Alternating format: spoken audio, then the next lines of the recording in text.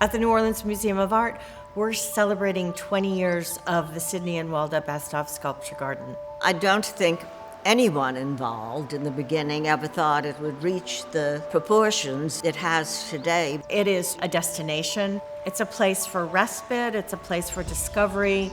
I think the Sculpture Garden is truly one of the best in the country.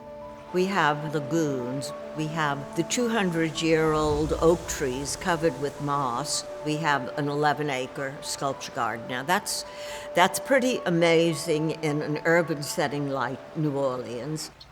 The Sculpture Garden is truly a labor of love on the part of Sydney and Walda Besthoff. I guess actually almost every piece had some kind of special story. In the beginning, we didn't buy anything if it wasn't in one of my art textbooks, and if you think about it, that's as good a way as any. So the first things we bought, they're mostly the pieces that are in the front of the garden.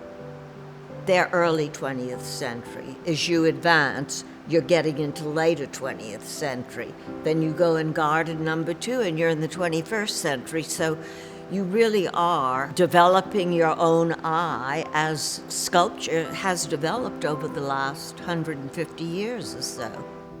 The decision to make it free came largely from Sydney and Walda Besthoff. They considered this garden as a gift to the people of the city of New Orleans. Well, it's doing something important for the community.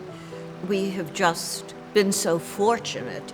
The arts are close to me spiritually, and Sydney did not have a background in the arts, but he was a very fast study. And his enthusiasm was so intense. He read, he educated himself so quickly. I think it was a very gratifying thing for him to do.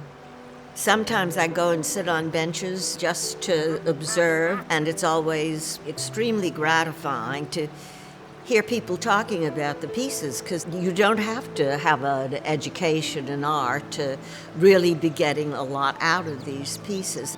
Young children are so receptive to it, and that's a very wonderful thing to observe.